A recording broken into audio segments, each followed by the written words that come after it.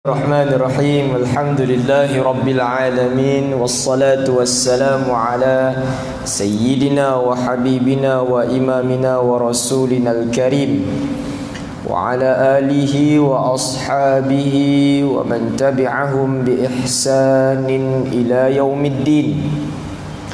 Subhanaka la ilma lana illa ma 'allamtana innaka antal alimul hakim.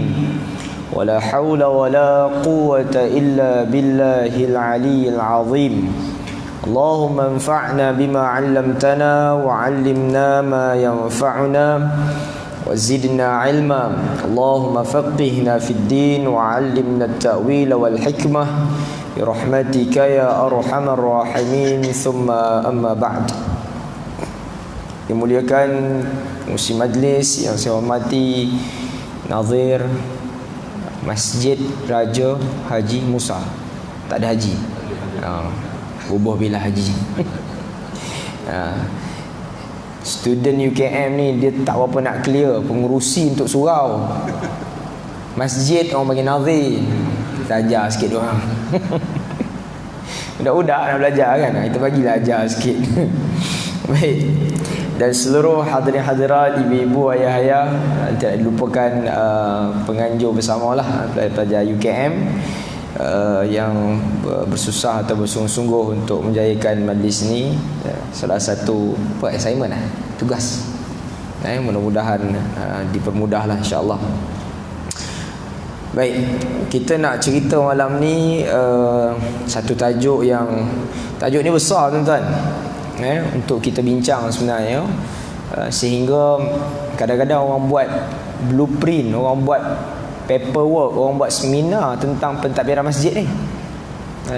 Tajuk ni besar.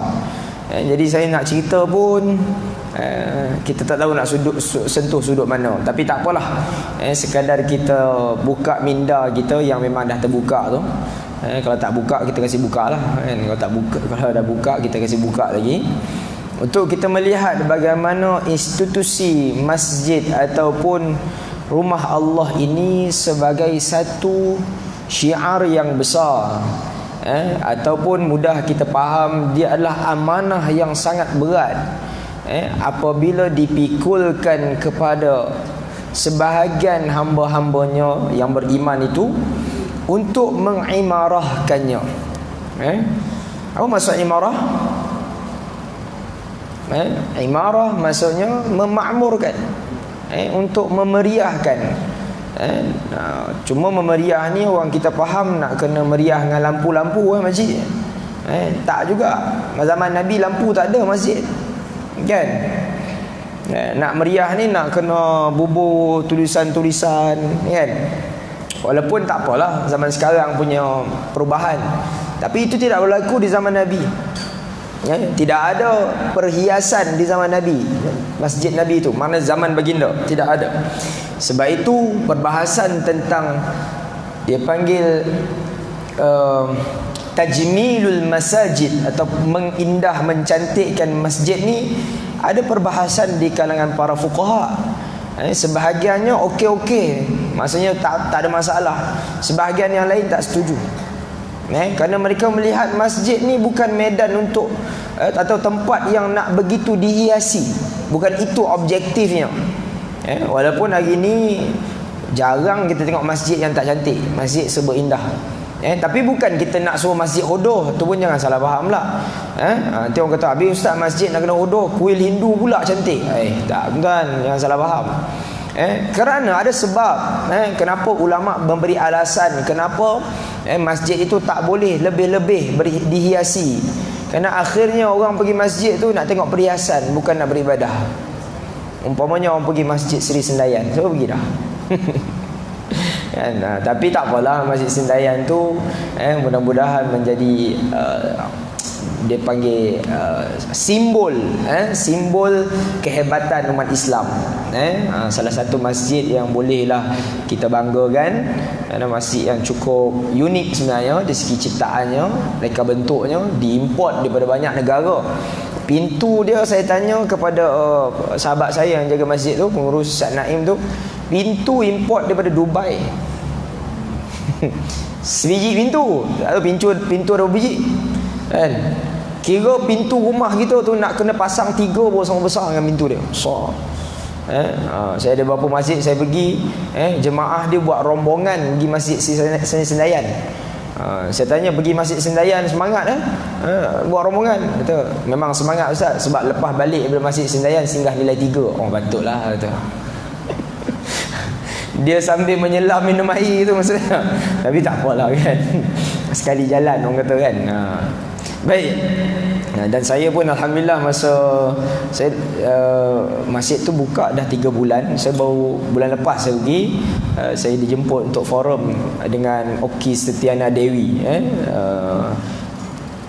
artis daripada Indonesia tu. Jadi di Masjid Husin. So memang sangat luar biasa lah masjidnya. Tetapi macam kita sebut tadi lah, bukanlah itu objektif utama penciptaan masjid tu. Walaupun yalah dengan keupayaan, kemampuan khususnya Tan Sri Rashid Hussein tu taklah kita petikaikan. Kadang memang dia multi billionaire, bukan millionaire, billionaire, kaya sungguh kan.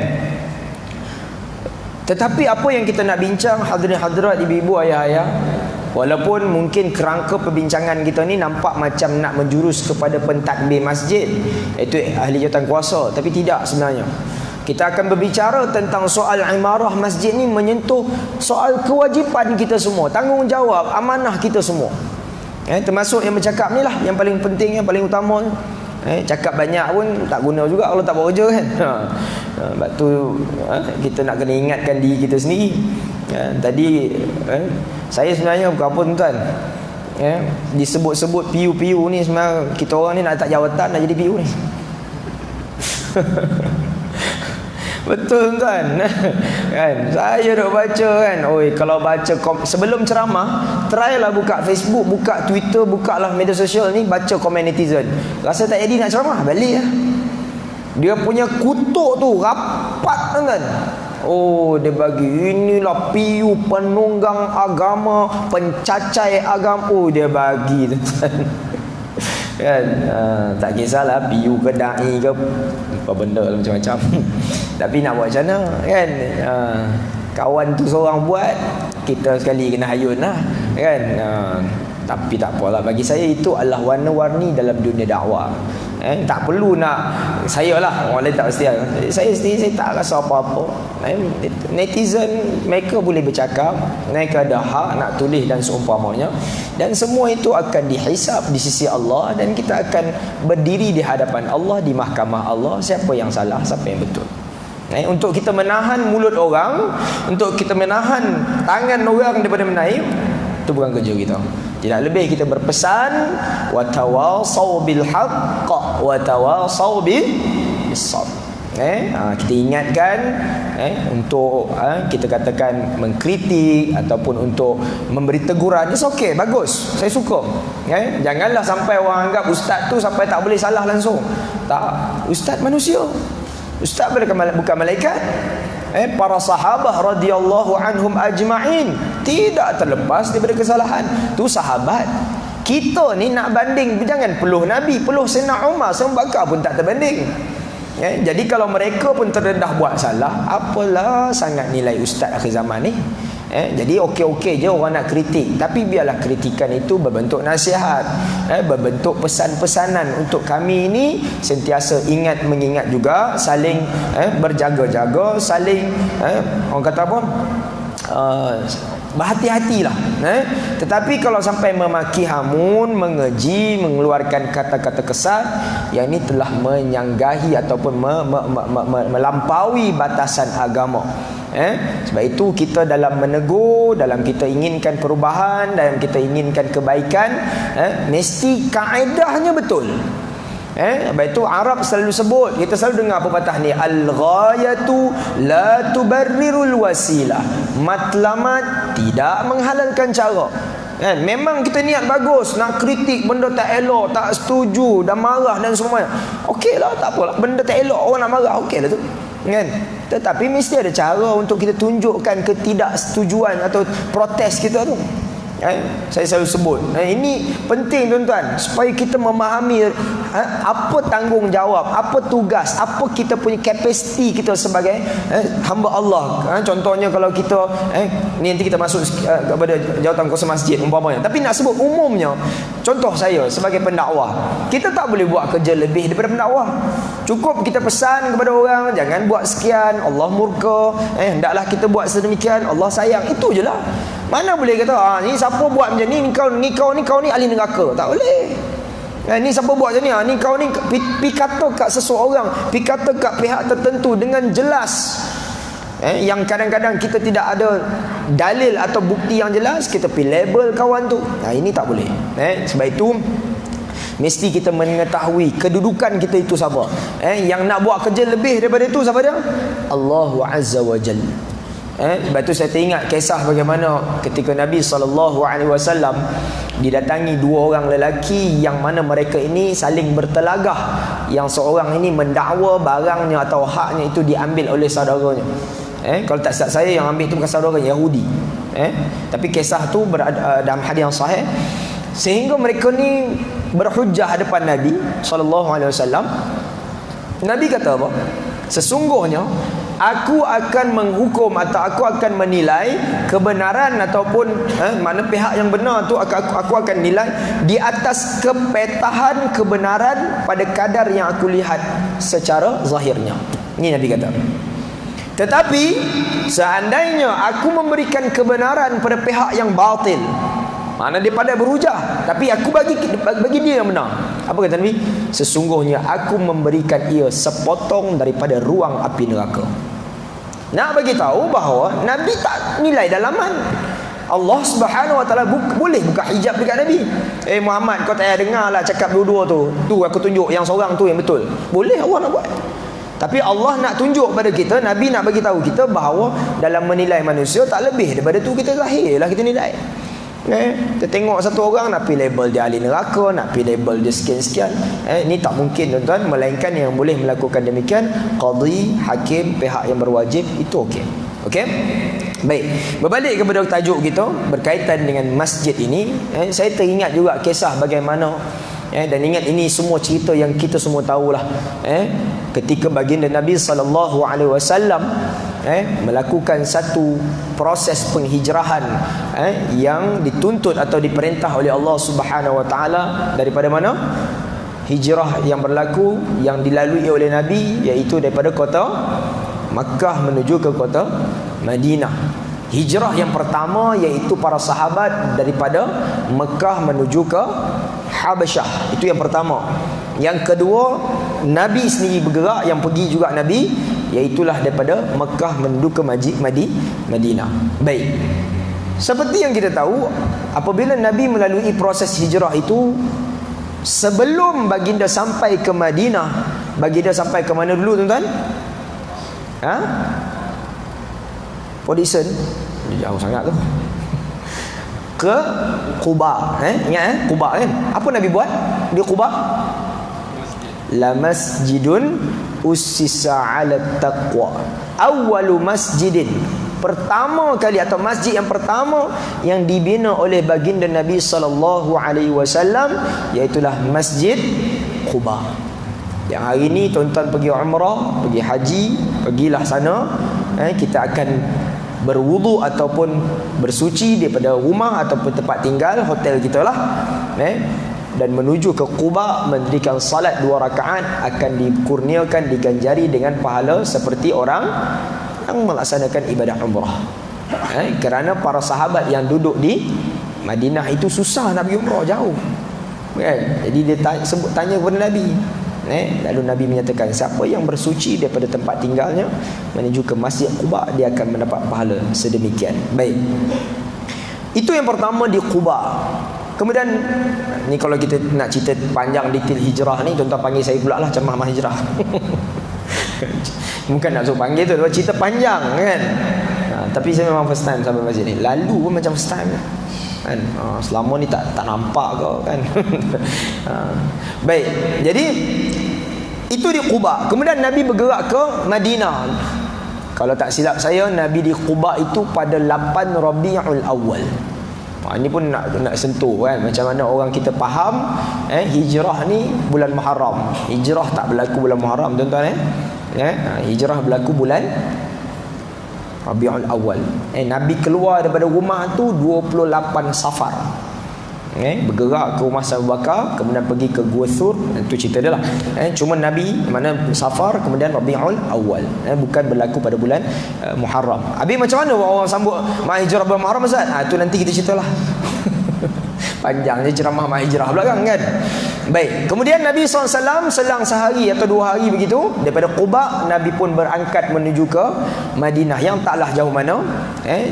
Kemudian Nabi disambut oleh orang-orang Madinah di kalangan Ansar. Yang kita tahu sebelum itu mereka telah datang ke Mekah, membuat perjanjian, buat deal dengan Nabi untuk beriman dengan Nabi, dan kerana Nabi memberikan jaminan-jaminan yang mereka tak pernah dengar selama ni, untuk menyatukan Aus dan Khazraj, membawa keamanan dan seumpamanya.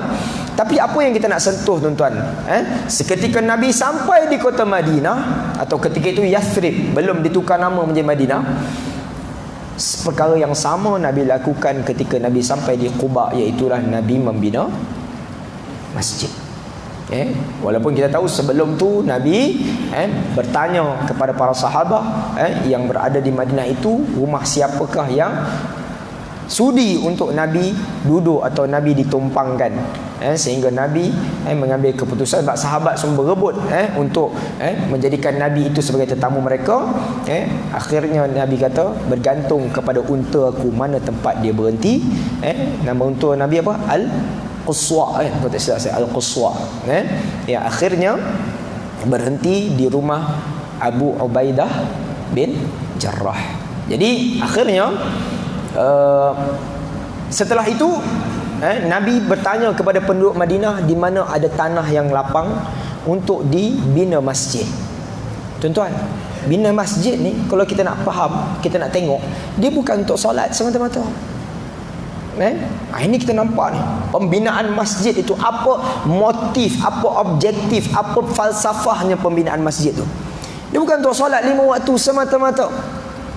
Tapi masjid inilah apabila Nabi membinanya bertujuan untuk menzahirkan, menunjukkan betapa kuatnya syiar Islam itu dengan masjid. Yang perkara ini bukan pengurusi, bukan nazir, bukan SU bendahari, tapi semua kita mesti ada fikrah ini.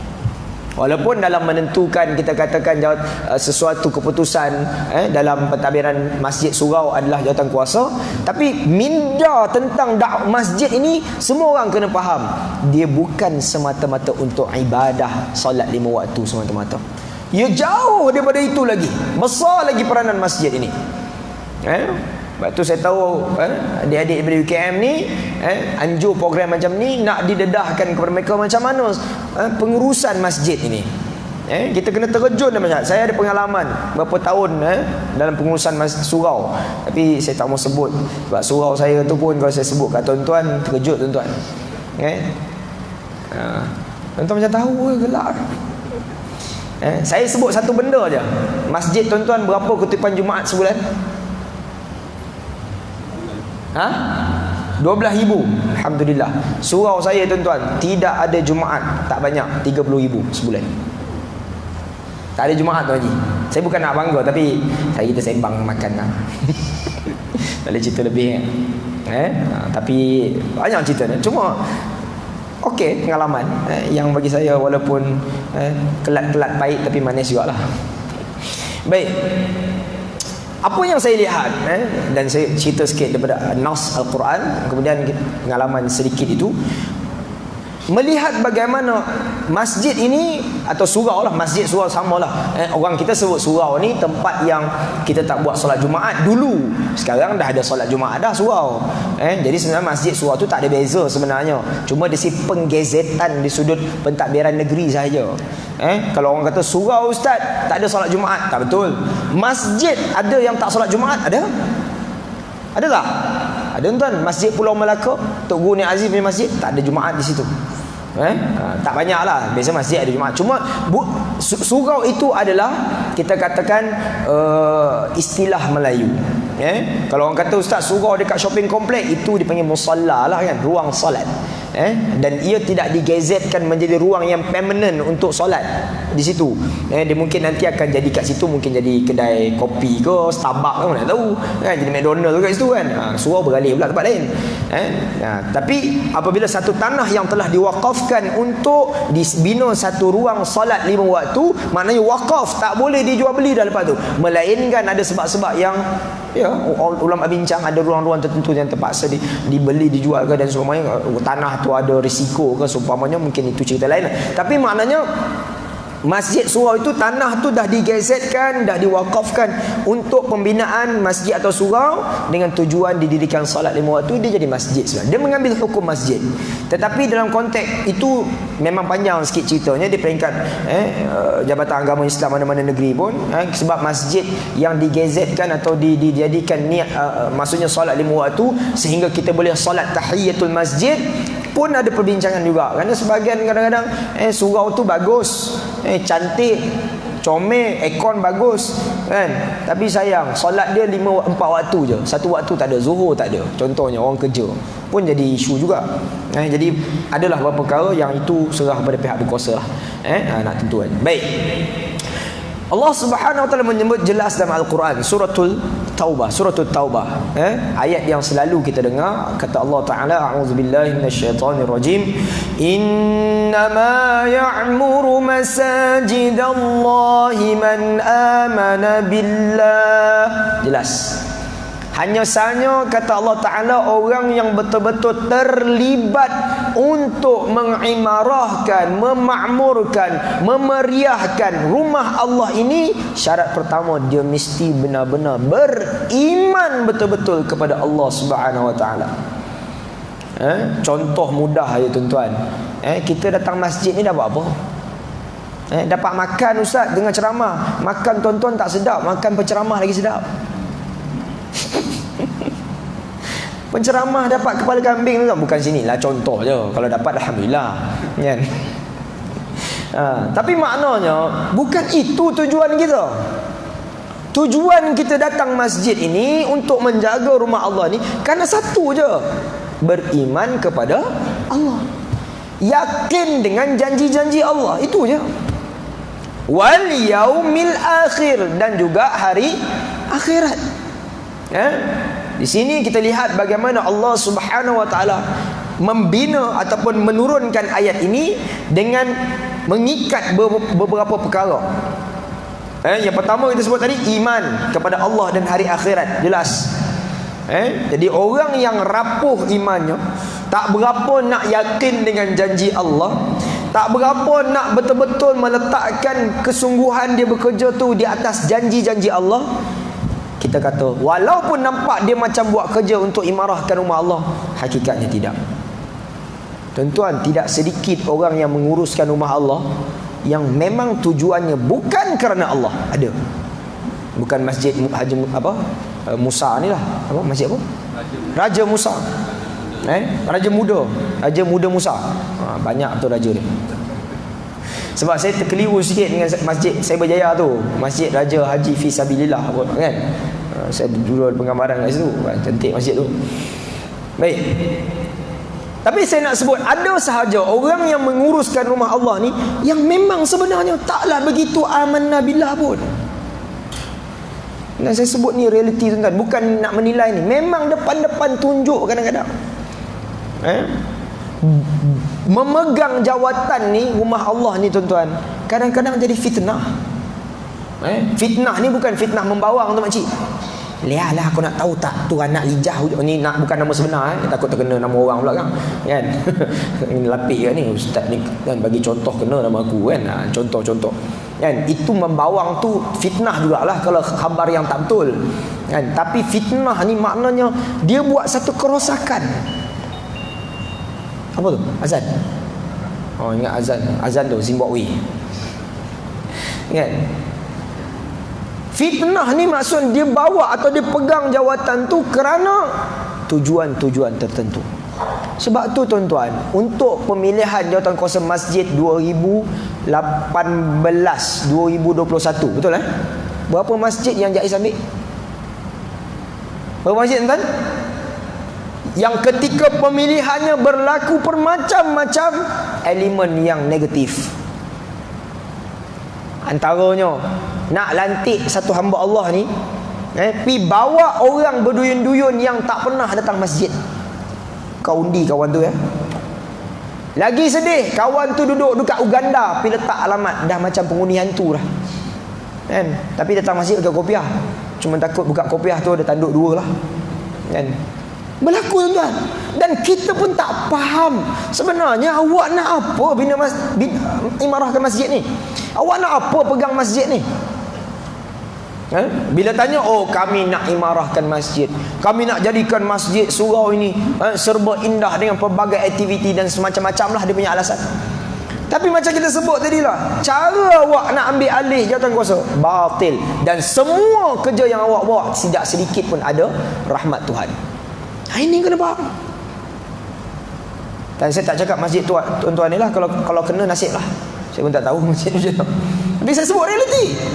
Dan itu realitinya berlaku sehingga JAIS ambil beberapa masjid. Inilah kes dia. Orang yang datang mengundi tak pernah nampak muka. Datang masjid bila? Setahun sekali atau 2 kali. Sekali sembahyang raya, saya sembahyang jenazah. Dia lah jenazah. Tu datang. Bagi sikit. Sebab kepala otak tu, saya geram sikit tuan, marah sikit lah kan. Kepala otak gitu, kepala otak kan.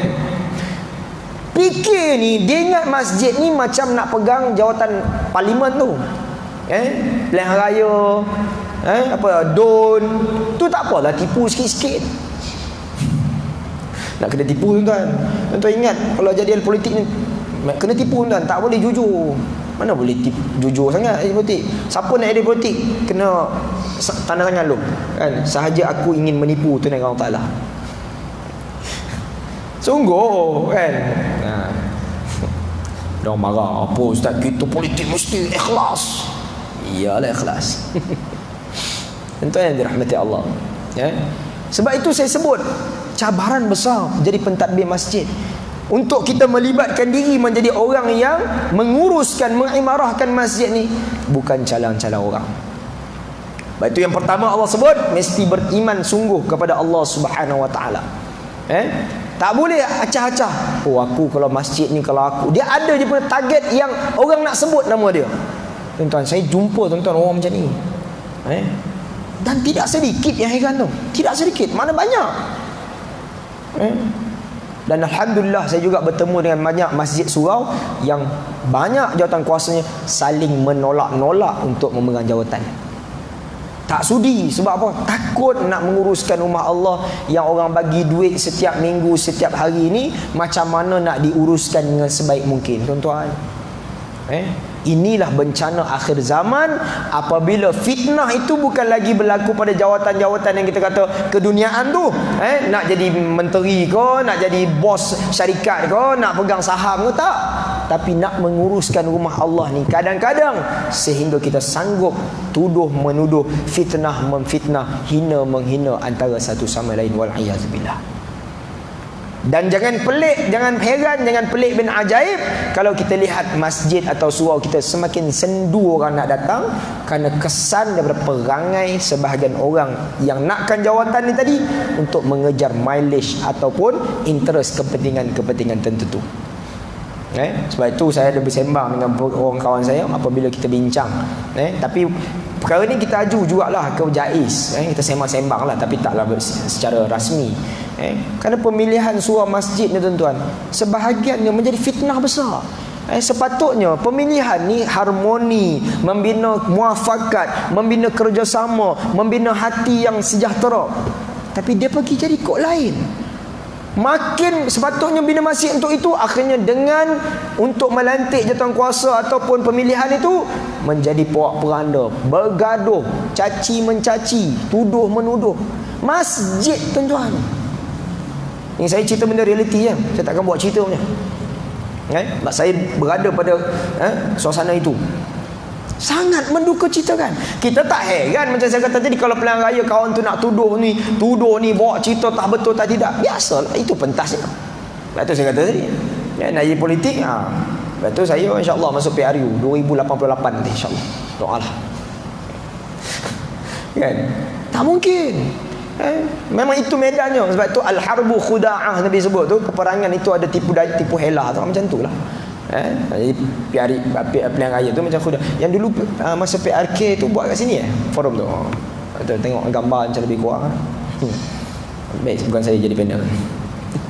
Kan kita menjauhi takut tuan-tuan tengok fenomena politik dunia semasa ni. Baik. Hadirin yang dirahmati Allah. Sebab itu syarat yang pertama sebut tadi amanna billah. Yang kedua, tidak memadai dengan beriman kepada Allah. Allah ikat iman itu dengan hari akhirat. Okay? Dan saya baca dalam banyak hadis Nabi SAW. Kalau kita rujuk, dan tuan-tuan rajin-rajinlah baca hadis Nabi ni, belilah buku Arba'in Nawawi ke, kan, Riyadhus Salihin ke, kita hadis yang tak, hadis dia tak berat-berat sangatlah, tak banyak sangat. Kita tengok banyak kali Nabi sebut hadis-hadis yang berbunyi ataupun yang disebut di awalnya man kana yu'minu billahi wal yaumil akhir. Barang siapa yang beriman kepada Allah dan hari akhirat. Dua tu yang Nabi sebut. Kalau kita belak, takkan beriman dengan Allah hari akhiratnya, mana beriman dengan Nabi, mana beriman dengan kitab, mana beriman dengan malaikat. Kan rukun iman kan ada 6 kan. Tapi dalam hadis, dalam ayat ni yang kita baca ni, 2 je. Man amana billahi wal yaumil akhir.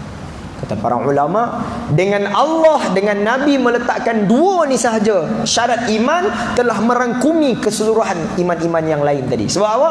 Mana mungkin seseorang itu nak beriman dengan Allah semata-mata, maknanya mana mungkin dia nak beriman dengan malaikat ataupun kitab ataupun qada dan qadar umpamanya, melainkan pertama dia mesti beriman dengan Allah. Satu. Yang kedua, bila dia beriman dengan hari akhirat sekali, mestilah dia beriman dengan Nabi. Sebab yang nak cerita benda tu siapa? Nabi. Dekat mana Nabi cerita? Daripada hadis Nabi. Siapa yang bawa hadis Nabi tu? Malaikat Jibril ataupun wahyu.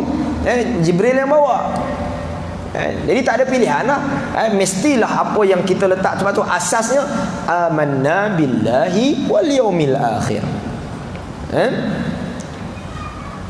Dan hari akhirat ni dengan jelas dia perkara yang gaib, yang kita tak nampak. Yang kita pun bila kita lihat bagaimana sahabat atau Arab Badui datang kat Nabi, ya Rasulullah, matas sa'ah, wahai Rasulullah, bila kiamat berlaku? Ni kawan ni tanya kat Nabi, Rasulullah, bila kiamat nak berlaku? Mana bila nak berlaku hari akhirat tu? Kan? Nabi kata, Nabi nak bagi tahu, Nabi tak tahulah, tapi Nabi jawab ma'adattalaha. Apa yang kau sediakan untuknya?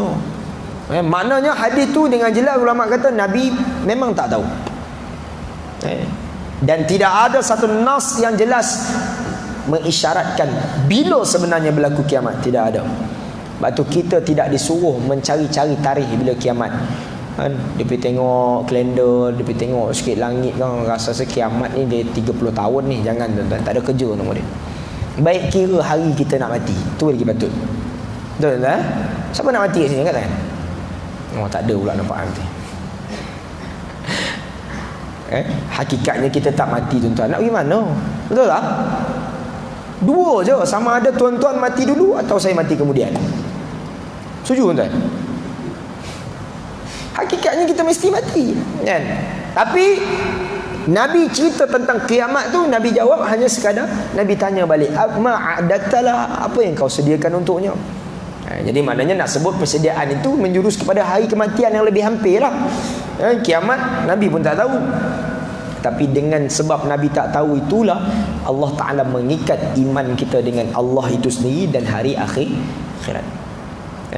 Sebab tidak ada umat yang beriman dengan hari akhirat ni tuan-tuan, hari pembalasan, yaumul jaza, melainkan umat Muhammadiyah, umat Nabi yang beriman ni.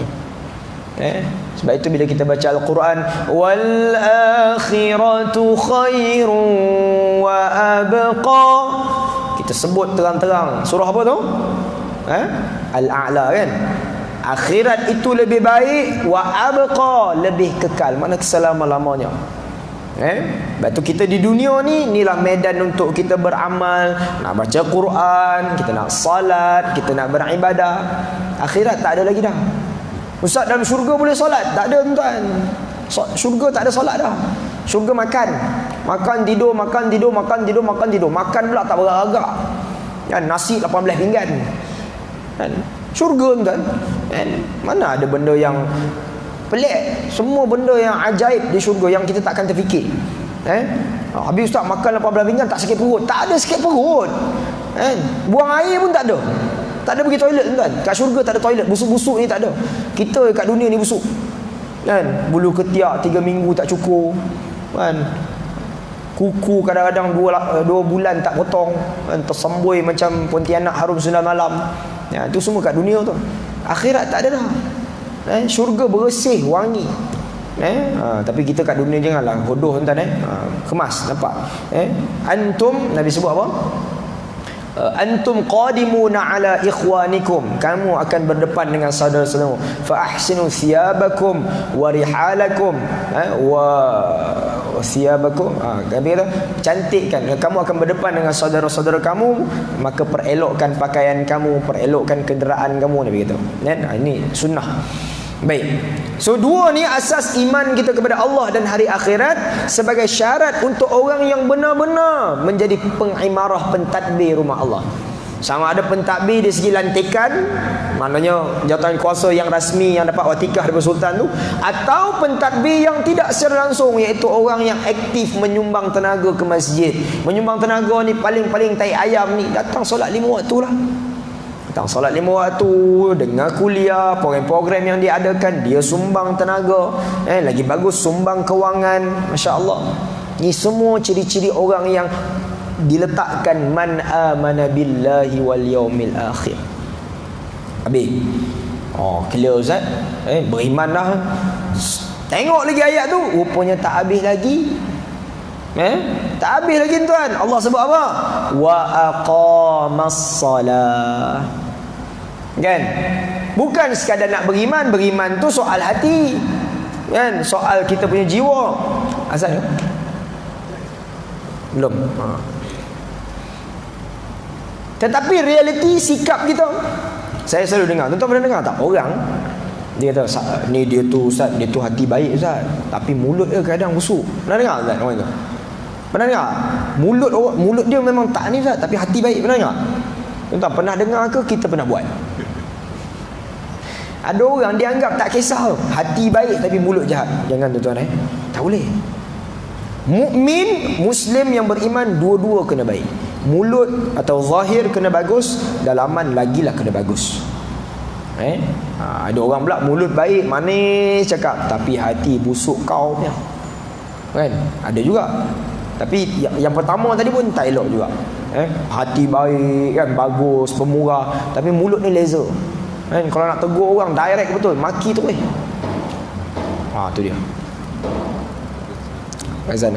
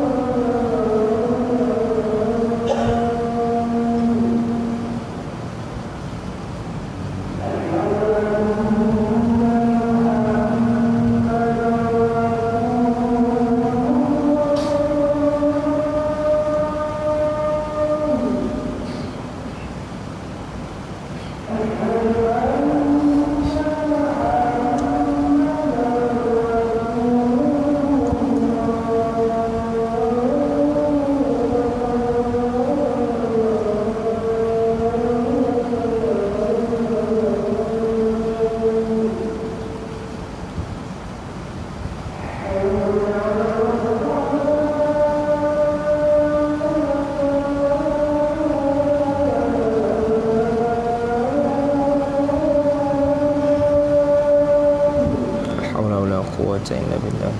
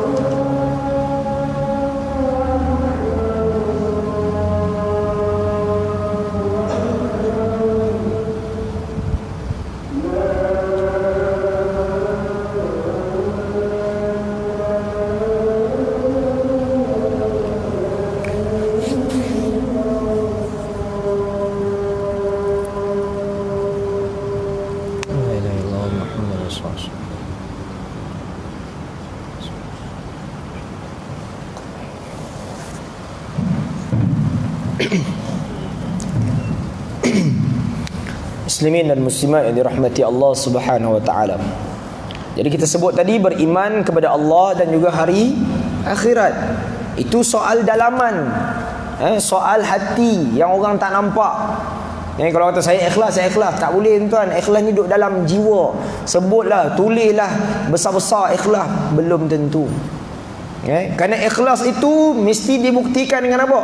Diikat dengan amal ketaatan, amal saleh yang Allah Subhanahu wa taala pilih satu-satunya amalan yang menjadi jaminan kebahagiaan, keselamatan dunia dan akhirat, menjadi tunjang atau tonggak kepada nilai seorang muslim itu, iaitu Allah menyambung wa aqamas salah.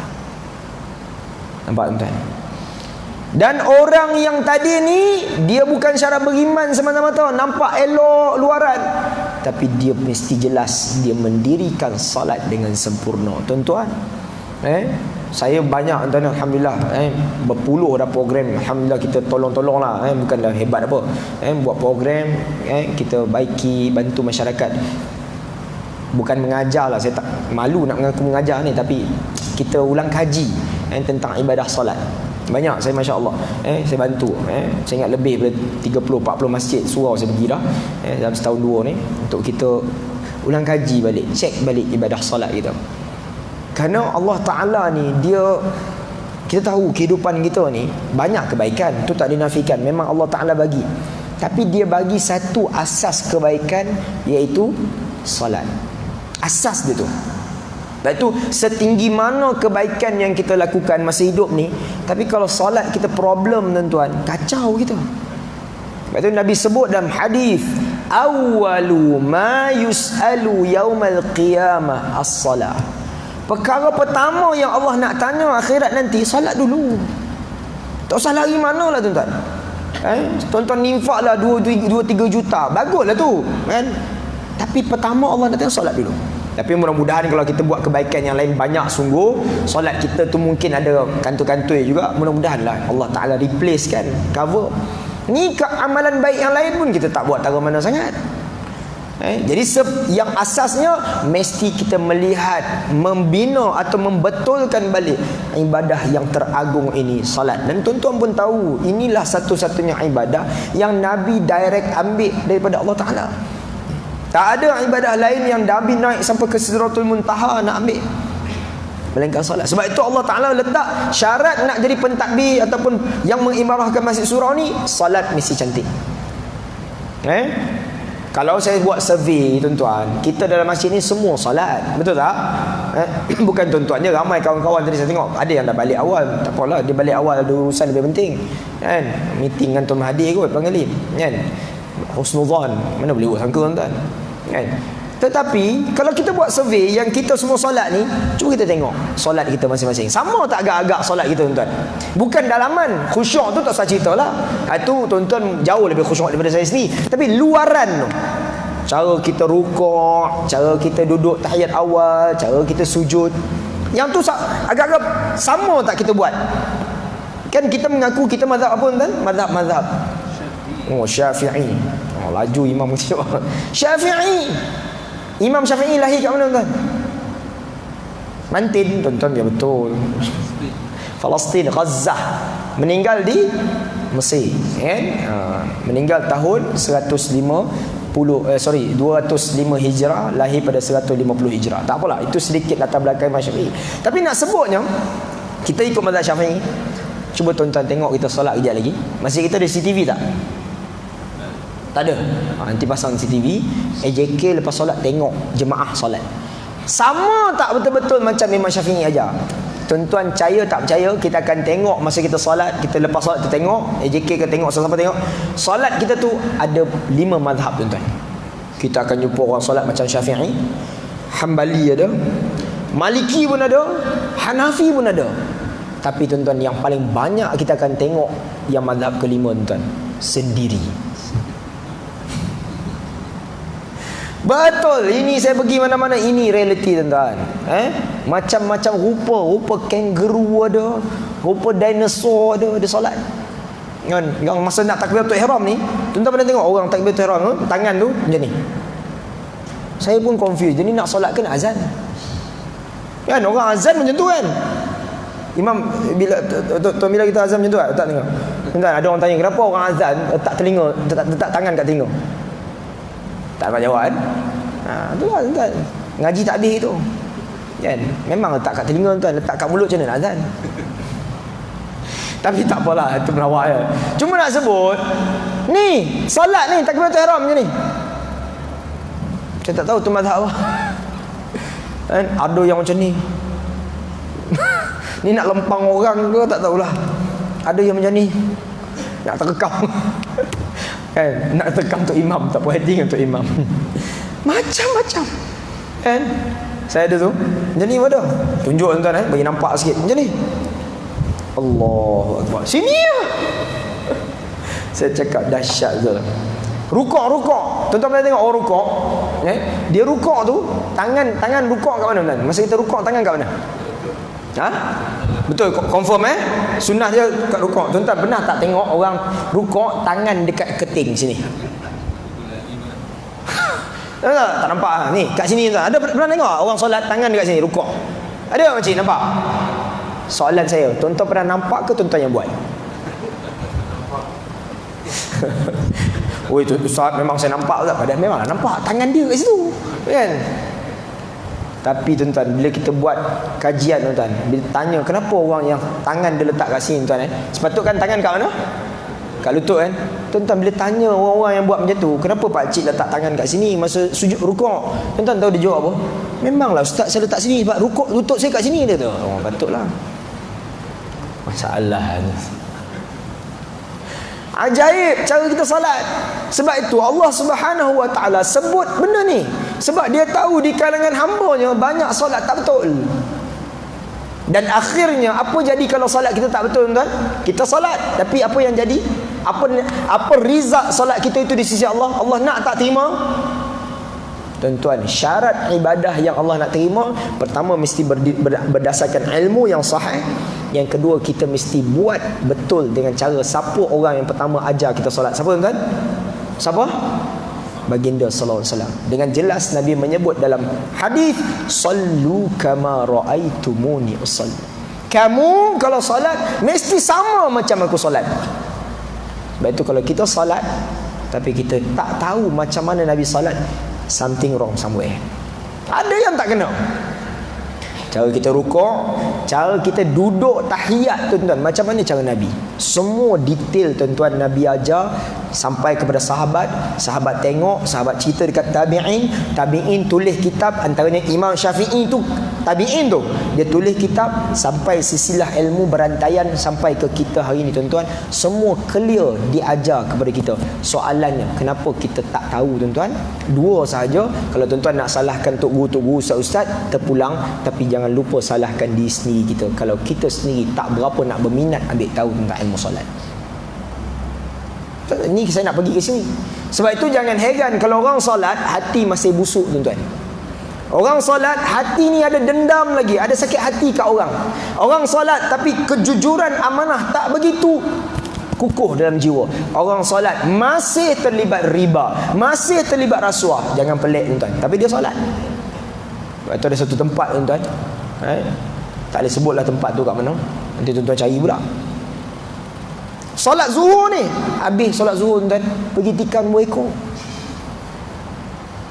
Ni habis solat zuhur kan, tak nak orang tahu, pakai helmet tak tanggal. Dia lupa dia pakai kain plekat, macam orang tak kenal kan.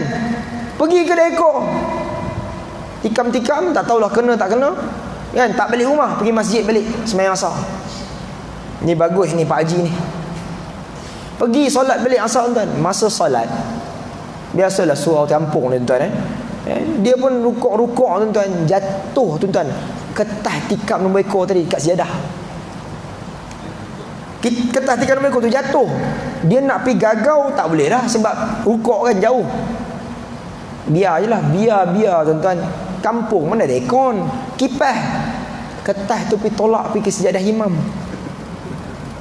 Imam pun sami'allahu liman hamidah, buka-buka mata tengok, oi, ketah ekor kan. Dia pun letak tangan, pegang dia punya poket. Dia kata, aku punya ada ni siapa punya ni? Mampuih macam tu, tuan-tuan.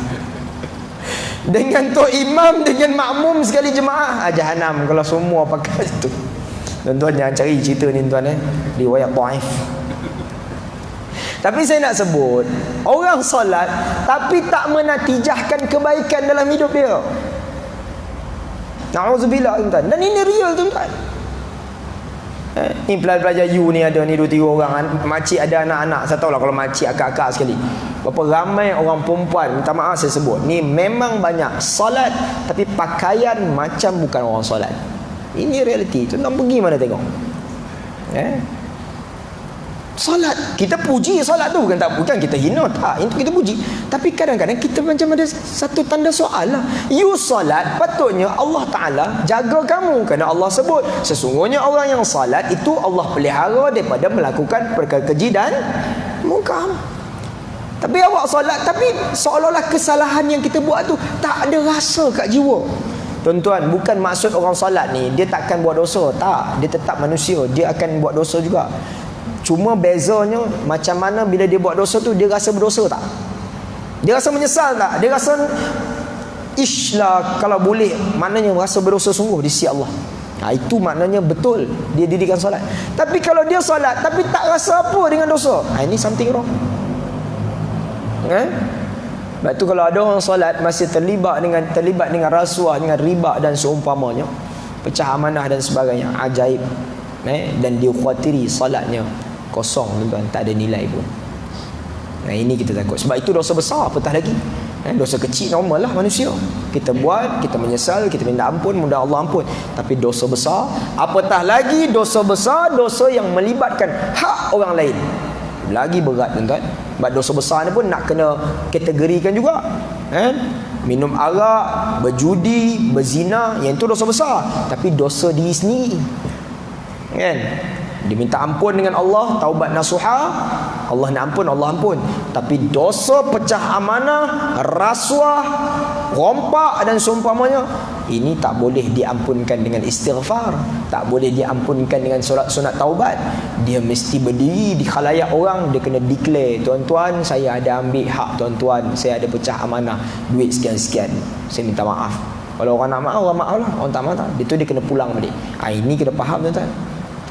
Saya sebut contoh ni kan, kadang-kadang lah saya sebut orang kita, katalah tuan-tuan ada jiran, kita tahu dia bekas banduan. Sebab apa? Katalah dia kena tangkap berzina, ataupun berzina ni kadang tak kena tangkap pun, tapi kita tahulah dia pernah berzina, kan? Tuan-tuan, apa persepsi tuan-tuan kat orang berzina? Tuan-tuan rasa dia mulia ke dia hina? Hina, kan? Tapi tuan-tuan, kalau ada satu orang besar, orang kenamaan, dia kena tangkap, siap masuk lokap lagi, pecah amanah, tapi dia ada datuk kat depan tu. Tak maaf lah, bukan datuk sini lah, datuk kat Uganda. Tuan-tuan, dia datang majlis kita, tuan-tuan buat apa? Tuan sambut dia, kan? Oh, datuk lama tak nampak, padahal 2 minggu lepas baru keluar jail. Bayar datuk, kan, sambut bila. Tapi dia pecah amanah. Tuan-tuan nampak beza dosa tu, kadang-kadang kita tak mampu beza. Sebenarnya pecah amanah tu tuan, besar sangat dosanya. Berzina tu besar, dosa besar juga. Tapi macam saya sebut tadi, dia minta ampun, dia taubat nasuha. Rogol lain, rogol dia jenayah besar. Rogol ni ikut ulama ni tak payah penjara, bunuh tu je. Rogol lain. Cuma Malaysia ni pelik. Kalau berzina dengan budak berhomo, kira rogol. Lantak kau lah, bantai kau lah, undang-undang macam mana pun. Kan? Yang pentingnya dosa tu nak kena kategori. Dia ada kategori, dia tak sama. Dia kena tengok je. Sebab tu dosa, sebab tu orang tanya juga, Ustaz, kalau satu orang perempuan juga punya, samalah lelaki pun kan, sama. Nampak baik pakai jubah, pakai serban, pakai kopiah, tapi mulut jahat. Dengan seorang lelaki, kalau contoh lelaki lah, pakai seluar pendek tapi tak pernah kata kat orang. Kamu perempuan macam tu kan, pakai tudung bagus tapi mulut ni jahat, kau dah tahu saja, manjang membawang putih merah. Tapi kawan seorang tu, yelah, tutup aurat taklah sempurna, pakai tudung tu nampaklah tersembui jambui depan tu. Pun ke tak pakai tudung pun, tapi tak pernah nak kata kat orang. Orang tanya saya, tuan, mana lebih besar dosa ni? Kan? Orang kita, dia nampak yang tak pakai tudung tu macam ahli neraka dah. Memanglah betul kan, orang tak pakai tudung ni memanglah kalau tak taubat, na'udzubillah lah, Allah azab lah.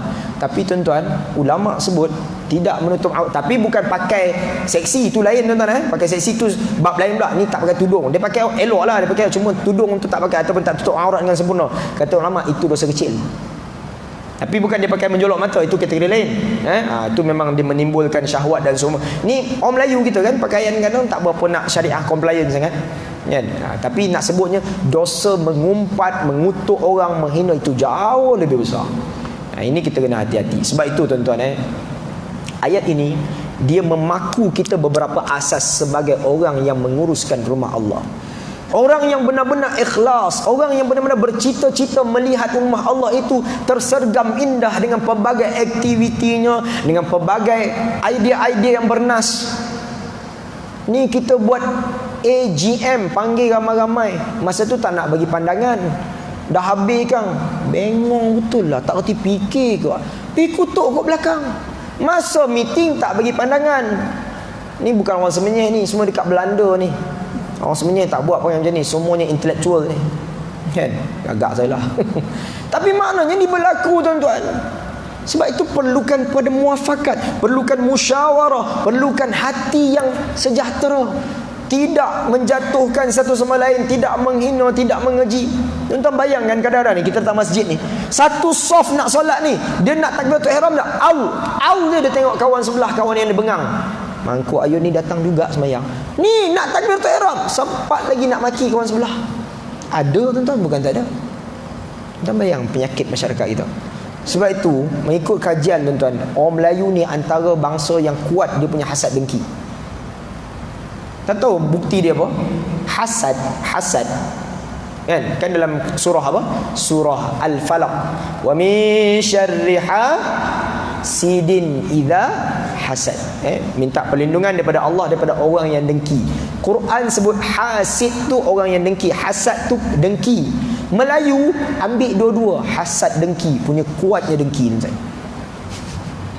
Teruk betul itu hasad dengki dia. Gabung dua-dua memang kuatlah kan. Betul. Kan saling jatuh menjatuh kan. Saya malas nak ulas benda-benda isu semasa ni. Kan? Tapi itulah realitinya. Ngeri. Dan kita tak payah bincang luar lah. Ni dalam kerangka rumah Allah Ta'ala ni yang kita sebut, yang sangat mendukacitakan. Kadang-kadang kita ni hati tak sebulat untuk mengimarahkan rumah Allah ni tuan. Kemudian Allah menyambung, wa ataz zakata wa lam yakhsha illallah, dan dia juga orang yang menunaikan zakat tuan-tuan. Zakat perkara ataupun rukun Islam yang kita lihat hari ini tak ramai umat Islam melunaskan ibadah ini tuan-tuan. Salat 5 waktu boleh sembang lah, try keluar 2.5% daripada 300,000 dalam bank kita. Apa Ustaz? 2.5% Ustaz? Ya Allah Ustaz, 4,000. Ya Allah, 4,000 tu menggigil tangan dia nak pergi kat 4,000 apa? 25%, 100,000, 2,500. Oi, banyak tu, 300,000 kat 10,000. Menggigil tuan-tuan. Kan? Dia bayar down payment beli CRV relax ya 20,000. Nak bayar zakat 10,000 tu tak sampai tu, menggigil, heart attack lagi, zakat mati tu. Ambil kau.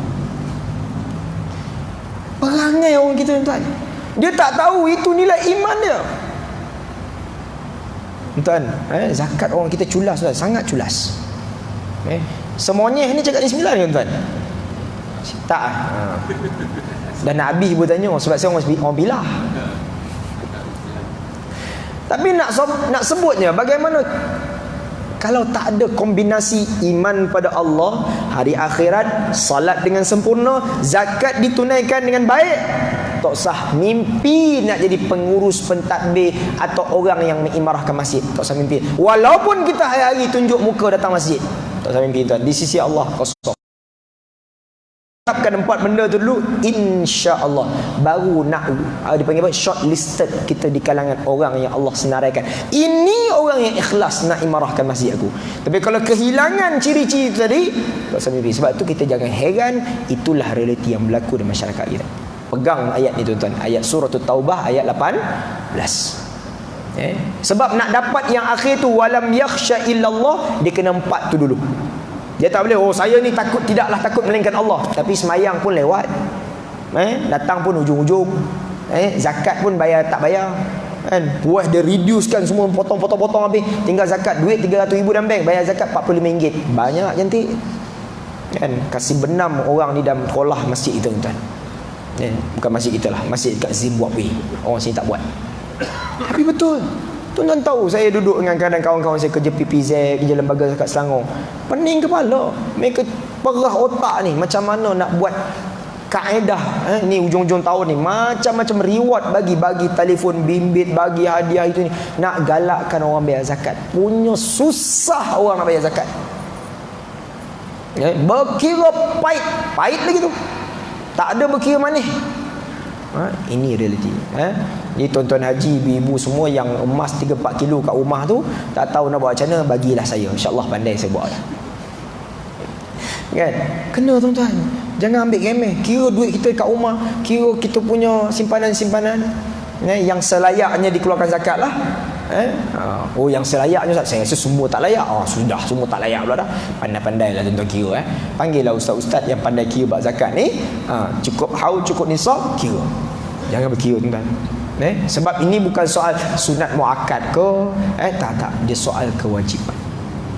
Sebab itu bila kita bercerita tentang mengimarahkan metod, strategi, kita kena bina asas-asas yang Tuhan sebut, bukan saya sebut.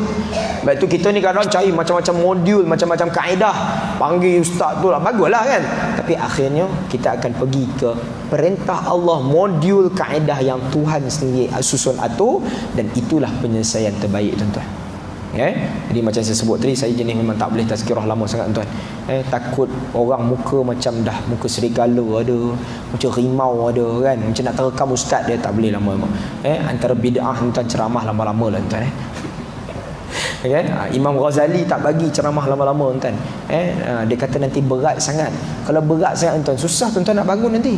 Saya bagi sikit ringan, nanti senang nak bangun. Jadi setakat itulah dulu.